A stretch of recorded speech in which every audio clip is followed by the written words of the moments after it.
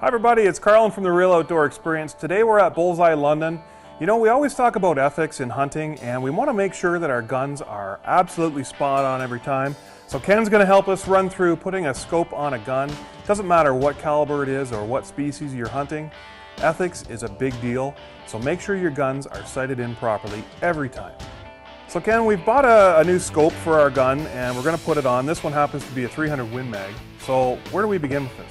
Basically what you're looking at is we've got some of the components here already. We've got a very good solid base setup that's been torqued on properly. We've got a good quality ring set, and with the 301 mag, of course, those are important pieces to have here. We want to make sure that when we mount the scope to the firearm that we're not going to have any issues with the wandering zero or scope moving or anything like that when we're out in the field. From this point on, basically what we're going to be looking at is mounting the scope into the ring set, torquing it properly with the appropriate tools, and then we'll go on to bore sighting it. And from bore sighting, we want to verify point of impact and sight in the rifle with the ammunition that we're going to use for hunting. Fantastic. Well, let's get at it. All right, perfect. So what we'll do here is make sure the cradles are clean, which they are, along with the scope tube. And we're just going to set this in there. And with this specific set, you get in the issue which lots of guys fight with, is that having either the wrong height ring or in the wrong place. So we're going to have to make an adjustment in regards to moving the bases closer together with this scope tube on it. Eye relief is important, and it's very much an individual setting. The eye relief refers to how close your eye is to the eyepiece of the scope in regards to getting that perfect sight picture. And whenever we're shooting from a scope, one of the main things is you want to have a perfect sight picture, and that means no shadowing or no fogging around the edges. The Vortex scopes are very generous in eye relief in that you don't have to get that close to the scope to get that perfect sight picture. It's an important thing that you need to look at, and it's very much a bit of a personal preference on where it's set. It has a lot to do with people's shoulder, body construction, cheeks, things like that all dictate a role in where you're actually going to end up mounting the scope to. Normally, what I try to do is set a scope in the rough location where it looks to be the proper spot. I'll let the individual shoulder it if they're here to do it, and have them look at it. Hey, shoulder your gun, get your cheek down on it, look through it. Does it look level? And are you fighting with eye relief? Do you think we need to move the scope forward, or do you think we need to move the scope backwards? What we'll do is we'll lightly torque it into place. The other thing that some people don't realize is with mounting optics is you want to have the optic level to the gun. If you don't, you get an induced cant into the scope when you mount it. So the crosshairs are actually off level.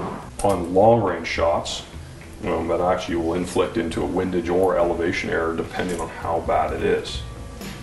So it's also very important to have the scope not only mounted up optically right for your eye relief, but also to have a level. Make sure that our gun is level first. Okay, so our bubble levels in the center crosshairs. What we're going to do is we're going to take the second bubble level, we're going to stick it on top of the turret cap. And you can see how the two don't match up. Big issue. Crosshairs are going to look like they're canted. So all we're going to do is we're going to slowly rotate the scope ever so slightly to make sure that those two bubbles line up. And once they're lined up, we'll torque it into place, at least tighten it up. Have them double check the eye relief, and then go from there and torque it up to spec. When you have your equipment perfectly mounted, perfectly torqued, perfectly level, you know without a doubt that your equipment is going to be perfect when you get out into the field. The last thing you're ever going to have to worry about is an equipment failure or anything like that. Then it's up to the hunter. We've got this torqued up into place, everything's lined up. So we're going to get our bore sighter. I'm just going to slide that in. So from here is where we're going to want to make our windage and elevation adjustments.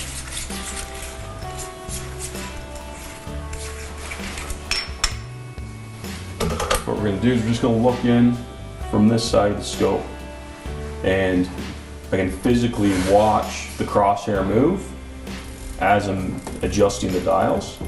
And I'm going to adjust the elevation on the vertical crosshair, and on the horizontal crosshair, and there we are.